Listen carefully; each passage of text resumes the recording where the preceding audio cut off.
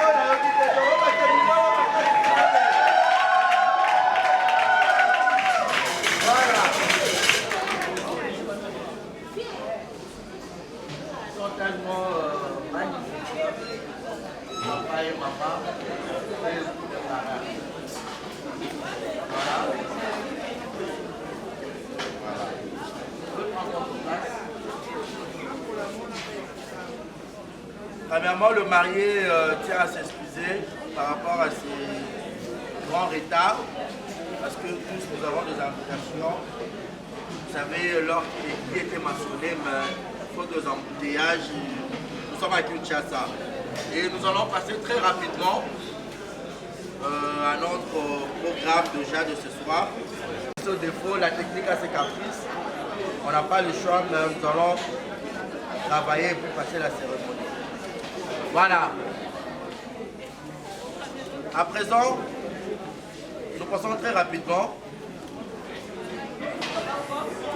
Je vais inviter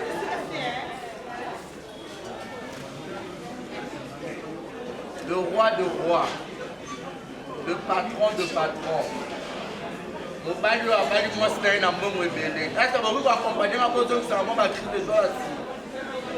Je vais appeler maintenant le roi de rois, le président de la République, le remarié de ce soir. Mobalio Abali, moi c'est un Mbongo. Mobalio a l'équipe Bissonio sur la Kitoko. Il s'appelle Kalamba Yatonda Gentil de se lever. Est-ce qu'on peut acclamer très très fort? On peut encore acclamer très très fort pour Gentil Kalamba.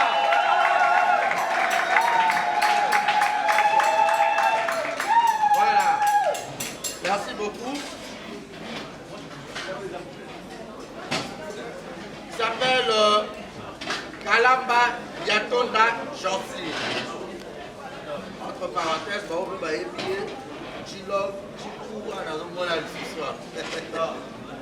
Il est né à Matadi le 27 janvier 2024. Moulouba et Moukongo, est-ce que Balouba Batawa? Balouba. Manifestez-vous les Balouba.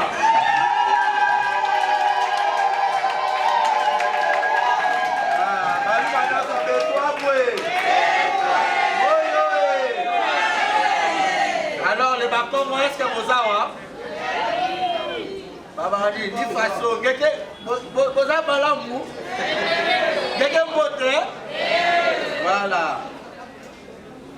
Il est le fils de papa Diatonda Loutete Jean-Claude. Est-ce que papa Loutete Diatonda est là parmi nous?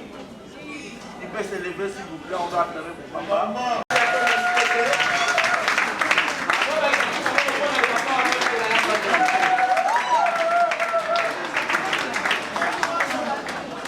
Merci beaucoup papa. Vous pouvez s'asseoir. Et de maman, Manuta Kayebe Marie, entourée de anges auprès de notre Seigneur Jésus-Christ. Est-ce qu'on peut acclamer pour la mémoire de notre maman Marie Kayebe Marie? On peut acclamer très fort pour la mémoire de maman Marie Kayebe Marie. Gentil Kalamba, il est le nœud de la famille, une famille composée de 7 enfants. Donc il est le yaya. Donc les grands frères, la tête. Le plat préféré de Kalamba Jansi, il aime bien manger du fumbwa accompagné du foufou de makayab. Donc, il a envoyé à la Rolia et à Moana Ming. Donc, ce pour inviter, après l'Ibala, fumbwa na foufou na makayab pour se déranger. J'étais à Rolia et et sa couleur préférée, c'est la couleur blanche, la couleur noire et la couleur bleue. Vous voyez déjà qu'il est habillé en noir, donc c'est parmi ses couleurs préférées. Après tout, c'est un hétéro quand même. Belle famille Bazu, Mobali Amaïl. Il a fait ses études.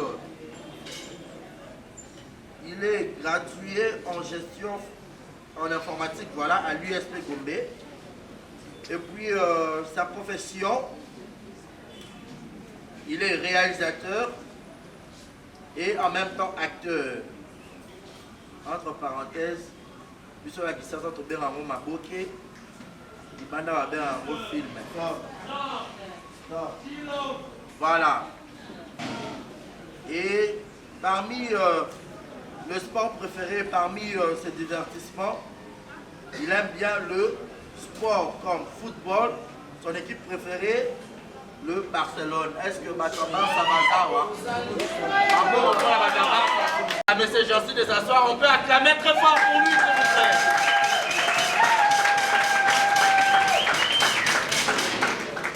Voilà. À présent, j'invite la première dame. Boko Bakisaka Mamidolo la CDS au Manazo Benga Bango Pita.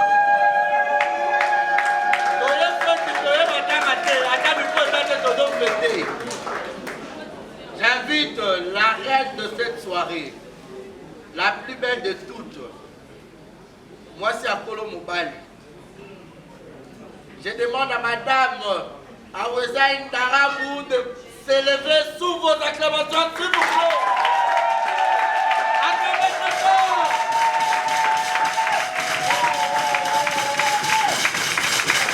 Est-ce qu'on peut acclamer pour faire le bruit?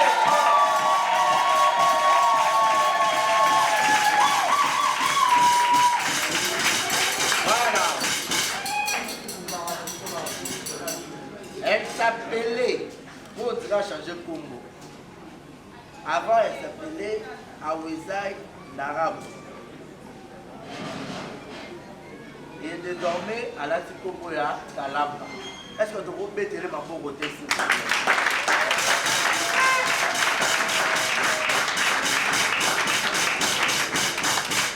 Elle est la fille de messieurs Darabou Dieudonné. Malheureusement, papa n'est pas là parmi nous. Il est aux anges, entouré aux anges, aux cieux, auprès de Dieu. Est-ce qu'on peut acclamer pour la mémoire de papa Dieudonné? On peut acclamer très fort pour la mémoire de papa Dieudonné.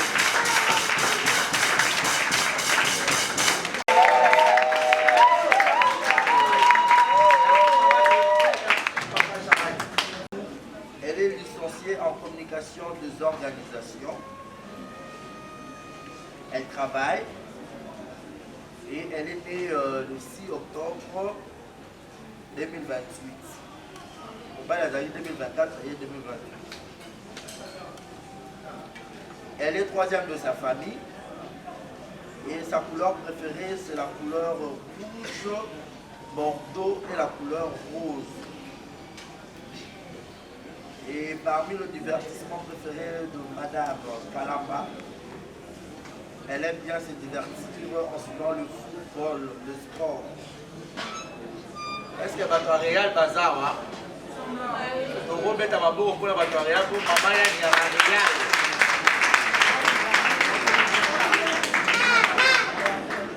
Et le plat préféré de Madame Awezaï, elle aime bien manger le matembele et le poisson. Nani n'a pas foufou, ouais, voilà. Merci beaucoup. Est-ce qu'on peut acclamer très fort? Voilà. Merci beaucoup. C'était là la petite présentation de nos mariés. À présent, nous courons derrière le temps, nous allons passer si vite. C'est l'étape de la remise des cadeaux. Voilà. Mais avant tout, toute personne qui a apporté leur cadeau, vous pouvez approcher, je vais chercher le temps, vous allez s'enregistrer pour que tout le temps Abino dans le Lengue Longobani, à part les deux familles, les amis et connaissances et tous les autres. Voilà. En attendant, DJ a retiré la musique pendant quelques minutes, le temps pour s'approcher pour s'enregistrer et nous allons passer à l'étape de la remise des cadeaux. Merci beaucoup. DJ, musique.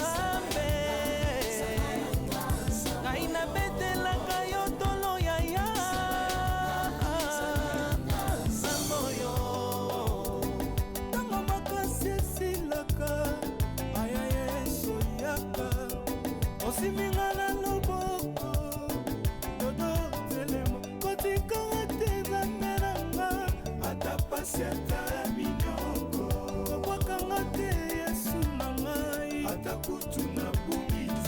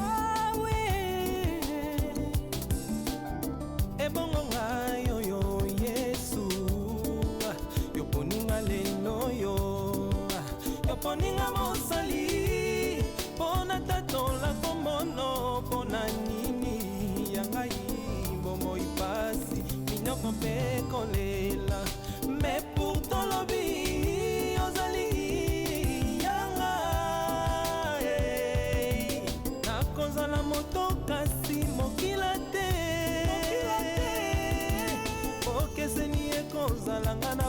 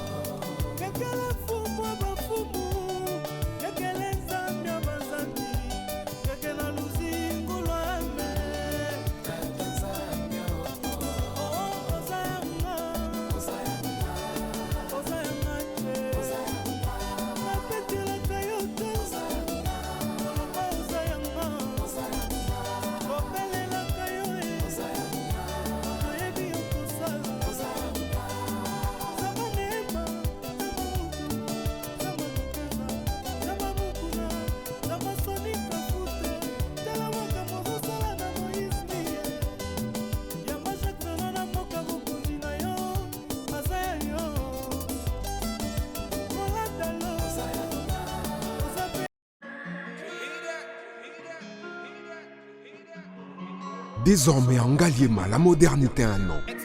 Salle polyvalente Exodus. Ngaliema a désormais une référence, une identité. Vous désirez passer vos séjours inoubliables dans un cadre luxueux où l'on vous traite comme un roi? Une seule adresse. Salle polyvalente Exodus. Exodus vous offre des appartements sur mesure, climatisés, propres et un personnel qualifié pour de fêtes inoubliables, des cérémonies professionnelles et rendre un dernier hommage mérité et digne. Exodus met à votre disposition deux grandes salles respectives.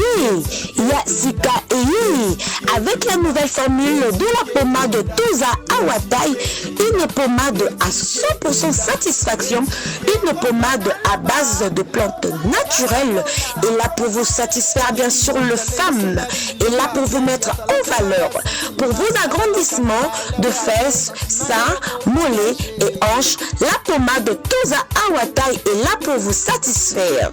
Et les hommes, on ne vous a pas bien sûr oublié, la pommade Toza Awa est là pour vos agrandissements et allongements de pénis. Nous sommes sur www.tozaawatai.com et le numéro des contacts 06 05 50 23 18 06 05 50 23 18. Soyez les bienvenus.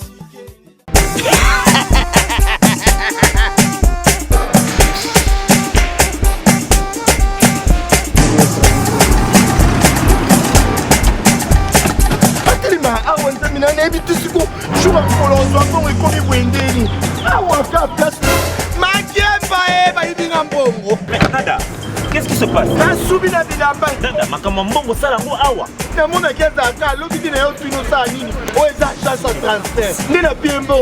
Nada, agence et transfert dans Nzela.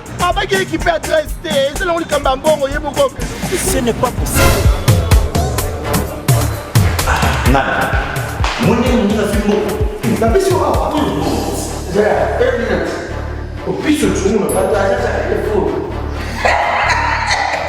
Biso ba est pas biso bon na nzela. Kama ba ye o te mona ngombe ya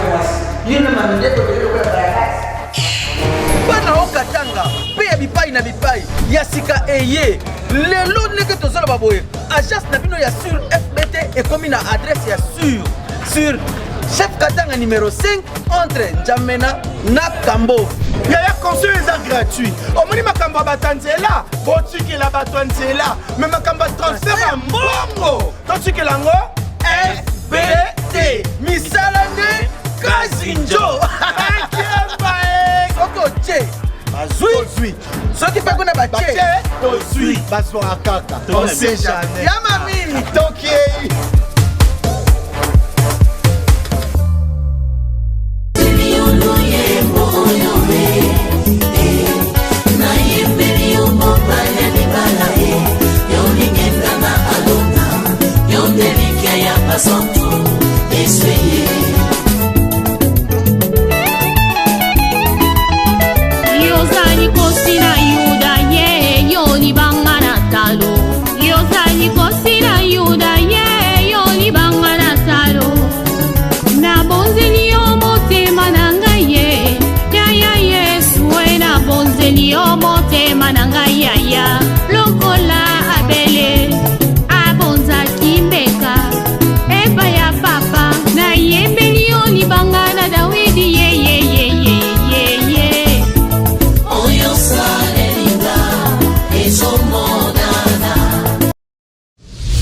TV Kitoko, rien à dire.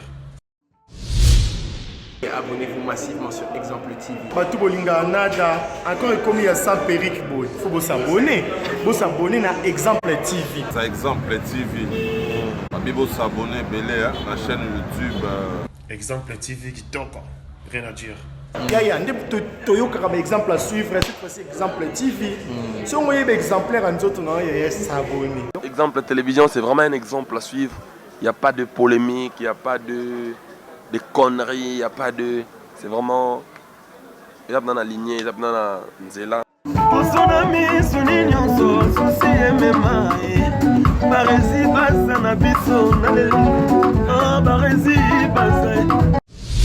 Exemple TV Kitoko, rien à dire.